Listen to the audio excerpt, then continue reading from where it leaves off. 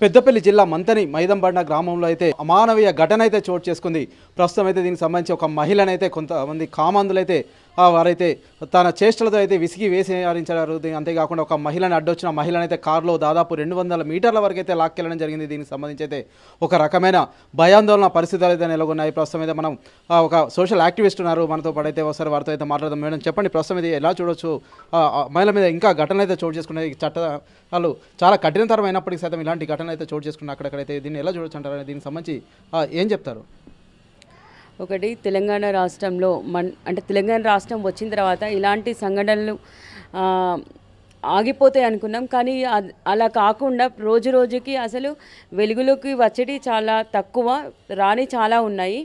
ఇప్పటివరకు కూడా మనం దిశ సంఘటన తీసుకున్నా కానీ హన్మకొండలో ఒక మైనర్ బాలిక, అంటే చిన్న పిల్లల పైన దగ్గర నుండి 60 ఏళ్ళ ముసలోళ్ళ వరకు కూడా కామాంధులు ఇలా చేయడం జరుగుతుంది.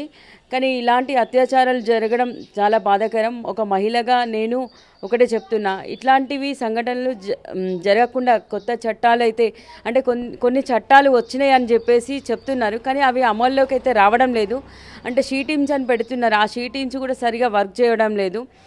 అంటే మేము దారిలో వెళ్తుంటే కూడా మాకు చాలా సంఘటనలు ఎదురుపడ్డాయి. ఒక అమ్మాయిని ఒక అబ్బాయి కొడుతూ ఉంటాడు, బాబు ఎందుకు కొడుతున్నావు అని చెప్పంటే నా ఇష్టం, ఈమె నా లవ్వర్ అని చెప్పేసి కొన్ని సంఘటనలు మాకు ఎదురైనవి ఉన్నాయి. అలాంటివి మేము ఇమ్మీడియట్గా వాళ్ళని తీసుకుపోయి కూడా మేము పోలీస్ స్టేషన్లో పెట్టడం జరుగుతుంది. పోలీస్ స్టేషన్ తీసుకుపోయినాక 0 FIR చేస్తున్నారు, కానీ ఆ 0 FIR చేస్తున్నారు కానీ పక్కకు పెడుతున్నారు. ఇమ్మీడియట్గా వాళ్ళని జైలుకి పంపించడం చేస్తే చాలా బాగుంటుంది. జైలుకి పంపించినా కానీ వాళ్ళను ఏదో ఒక రకంగా, అంటే మంచి చట్టాలు తీసుకొని వాళ్ళని ఉరివేయడమా ఇట్లాంటివి తీసుకుంటే ఇంకొకరు చేయకుండా ఉంటారు. కానీ అలా కాకుండా వాళ్ళని జైల్లో పెట్టి వాళ్ళకి తిండి పెట్టి మనం వాళ్ళని ఇంకా కొద్ది రోజులు, అంటే ఒక హత్య చేస్తున్నారు, చేసి ఒక అత్యాచారం చేస్తున్నారు. కానీ వాళ్ళు 45 రోజులు 3 నెలల లోపల వాళ్ళకి బెయిల్ ఇస్తున్నారు. అట్లా బెయిల్ ఇవ్వకుండా వాళ్ళను కొద్ది రోజులు శిక్షిస్తే బాగుంటుందని చెప్పేసి మేము కోరుకుంటున్నాము. ఇంకొక విషయం, మాకు చాలా బాధాకరమైన విషయం ఏంటంటే, మేము ఇటు సైడు మన బెల్లంపల్లి సైడ్ ఒక ఇష్యూ తీసుకున్నాము. అక్కడ ఒక పూసలు అమ్ముకునే ఒక మహిళ దారిలో వెళ్తుంటే వాళ్ళు మద్యం మత్తులో ఉండి ఆమెను రేప్ చేయడం జరిగింది, చనిపోయింది ఆ అమ్మాయి కూడా. అప్పుడు మేము ఆ సంఘటనకి వెళ్ళినాం. అందులో 3 వ్యక్తులు కూడా ఇప్పటికీ బయట తిరుగుతున్నారు. అలాంటి సంఘటనలు చాలా ఉన్నాయి.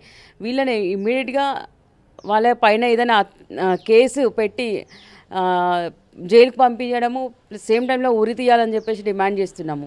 ఓకే, ప్రస్తుతం అయితే ఈ మైదబండ గ్రామానికి సంబంధించి అయితే ఈ చర్యకు సంబంధించి అయితే ఒక తల్లి అయితే తన పిల్లలతో అయితే ఆడిస్తుంటే ఒక కామందుడు అయితే అటువైపుగా వచ్చి తనకైతే అసభ్యకరంగా అయితే సైగలు అయితే చేయడం జరిగింది, తననైతే హింసించడం జరిగింది, ఒక రకమైన పదజాలాన్ని అయితే వాడడం జరిగింది. అవి చెప్పుకోలేని పరిస్థితుల్లో ఉన్నాయని చెప్పేసి అయితే తనైతే పోలీస్ కంప్లైంట్ సైతం ఇవ్వడం జరిగింది. అంతేకాకుండా తనైతే అడ్డుకోపోయిన ఒక యువకుని సైతం చావబదారు. అంతేకాకుండా ఒక మహిళ అడ్డొస్తే తనని సైతం మహిళని సైతం చూడకుండా అయితే 200 మీటర్ల వరకు కారు డోర్లో అయితే చేతు ఇరికించి అయితే లాక్కెళ్ళడం జరిగింది. ఇది చాలా అమానవీయ ఘటన అయితే చోటు చేసుకుంది. అంటే మహిళలకు సంబంధించి అయితే ఇప్పుడైతే నిన్న చందుర్తి మండలం మల్యాలు అయితే 70 సంవత్సరాల వృద్ధురాలపై సైతం ఏంటంటే ఒక కామాంధ్రు అయితే ఒక సంఘటన అయితే ఈ మధ్యకాలంలో అయితే ఈ 2-3 రోజులు అయితే జరిగింది. అంతేకాకుండా చిన్న పిల్లల గురించి అయితే పెద్దవాళ్ళ వరకు ఎలాంటి సంఘటనలు జరుగుతున్నాయి, దీనికి సంబంధించి ఇంకా ఎలాంటి చట్టాలు చేస్తే బాగుంటుంది? ప్రస్తుతం అయితే దిశ సంఘటన తర్వాత చాలా వరకు అయితే అందరూ భయపడతారు అనుకున్నారు, కానీ ప్రస్తుతం అయితే అక్కడక్కడైతే ఇంకా వెలుగులోకి చూస్తున్నాయి. కొన్ని అయితే ఇంకా వెలుగులోకి రాని అయితే ఇంకా చాలా ఉన్నాయి. మీరు అన్నట్టుగా అయితే ఇంకా చట్టాలు ఎలా తీవ్రతరం చేస్తే బాగుంటుంది, ఇంకా ఎలా అయితే బాగుంటుందని మీరు భావిస్తున్నారు? అంటే ప్రస్తుతమే అయితే పాలకులు అయితే మారుతున్నారు, ప్రభుత్వాలు మారుతున్నాయి, అధికారులు మారుతున్నారు, కానీ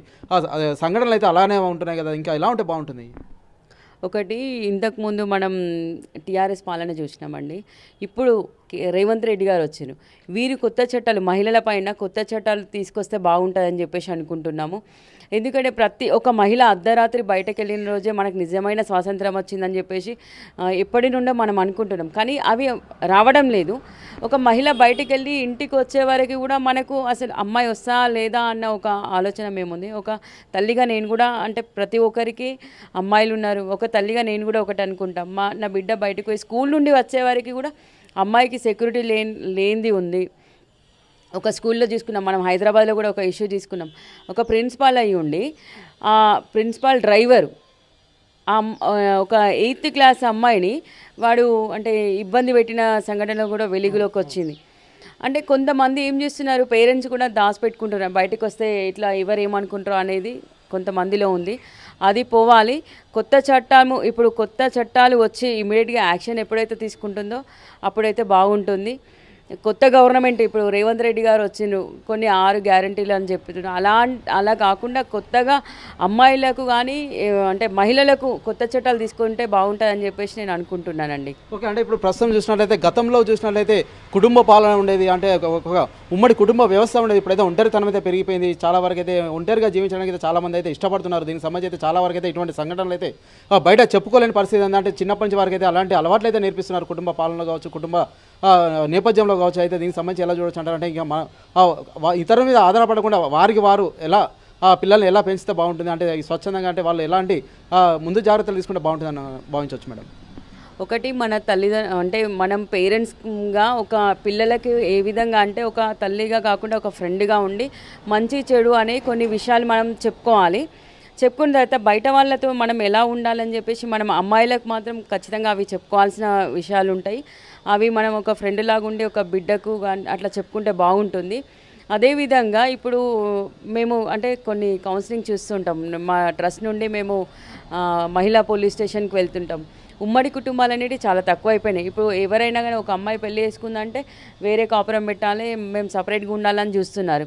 కానీ అట్లా కాకుండా ఉమ్మడి కుటుంబాలు ఉంటేనే బాగుంటుంది. ఎందుకంటే ఉమ్మడి కుటుంబంలో ప్రేమలు అభిమానాలు అనేవి చాలా ఉంటాయి. కానీ ఇప్పుడు అది లేకుండా పోయింది. అంటే అత్త ఒక పెళ్లి చేసుకున్న అమ్మాయి వస్తుంది, అత్త ఇలా ఉండాలి అమ్మ అంటే ఆ అమ్మాయి ఉండదు. అసలు ఉండకుండా రాగానే పోలీస్ స్టేషన్లో ఒక కేసు పెట్టడం జరుగుతుంది. మహిళలకు అంటే మహిళా పోలీస్ స్టేషన్ పెట్టినాం, కానీ మహిళా పోలీస్ స్టేషన్ పెట్టడం వల్ల వాళ్ళు ఎట్లా అంటే వాస్తవంగా కూడా అక్కడ గొడవ జరగకుండా గొడవ అయింది అనేసి ఒక పిటిషన్ ఇవ్వడం జరుగుతుంది. అయినా కానీ పోలీసు వాళ్ళు మాత్రం ఎఫ్ఐఆర్ చేయకుండా కౌన్సిలింగ్ ఇచ్చి పంపిస్తున్నాం. మేము కూడా మా స్వచ్ఛంద సంస్థ నుండి చాలామంది కౌన్సిలింగ్ చేసి పంపిస్తున్నాము. ఓకే, అంటే ప్రస్తుతం అయితే మీరు చెప్పినట్లయితే అమ్మాయిలకైతే ఓకే తల్లిదండ్రులు చెప్పాలి, అది ఖచ్చితంగా వారి బాధ్యత. అంతేకాకుండా అమ్మాయిలే కాకుండా అబ్బాయిలు కూడా ఉంటారు. తల్లిదండ్రులు అయితే అబ్బాయిలను సైతం పెంచే బాధ్యత సైతం తల్లిదండ్రుల పైన అయితే ఉంటుంది. అబ్బాయిలను సైతం మీరు ఇలా కాదు ఇలా ఉండాలని చెప్పాల్సిన బాధ్యత అయితే కనీస బాధ్యత అయితే తల్లిదండ్రుల పైన అయితే ఉంటుంది కదా. అంటే ప్రస్తుతం అయితే అమ్మాయిలకు చెప్పడం ఓకే, బట్ అబ్బాయిలను కూడా ఎలా పెంచితే బాగుంటుంది, అంటే దీనికి సంబంధించి ఇటువంటి అఘాయిత్యాలు జరగకుండా ఉండాలంటే ఇంకా ఎలా ఉండాలి? ముఖ్యంగా అంటే అబ్బాయిలు చెడిపోవడానికి కారణం ఏంటంటే ఇప్పుడు డ్రగ్స్ అండి. డ్రగ్స్ ఎక్కువ మార్కెట్లో దొరుకుతున్నాయి. విచ్చలవిడిగా టీ షాపులలో కూడా డ్రగ్స్ అమ్ముతున్నారు. డ్రగ్స్, మందు, ఈ మద్యం చేయబట్టి ఎక్కువగా అబ్బాయిలు చెడిపోవడానికి కారణం ఇవే అండి. ఇప్పుడు కొత్త గవర్నమెంట్ వచ్చింది కాబట్టి లిక్కర్ షాపులు తీసేస్తా అన్నారు. ఈ లిక్కర్ షాపులు తీసేస్తే అబ్బాయిలు కొద్దిగా బాగుంటుంది. సేమ్ టైంలో వాళ్ళ పేరెంట్స్ కూడా అబ్బాయిలను మీరు ఇలా ఉండాలి, మన సోదర భావంతో అంటే ఆ అమ్మాయిలను కూడా మన అక్క చెల్లెల్లాగా చూసుకోవాలని చెప్పేసి అబ్బాయిలకు చెప్తే చాలా బాగుంటుంది. వీళ్ళు ఏం చేస్తున్నారు, రాత్రిపూట అర్ధరాత్రి కాగానే మద్యం తాగి తిరగడం వల్ల వాళ్లకు ఆలోచన అనేది వేరే వస్తుంది. ఆలోచన వల్ల వాళ్ళు ఆ మద్యం మత్తులో ఏం చేస్తున్నారు, డ్రగ్స్ తీసుకున్నాక కూడా వాళ్ళ మైండ్ వాళ్ళ కంట్రోల్లో ఉండలేదు. మేము చాలామందిని చూసినాము, వాళ్ళ మైండ్ వాళ్ళ కంట్రోల్లో ఉండక ఇలాంటి అగత్యాలకి అంటే వాళ్ళు ఆ మత్తులో చేస్తున్నారు. కాబట్టి ఇలాంటి డ్రగ్స్ అనేది తీసేస్తే చాలా బాగుంటుంది.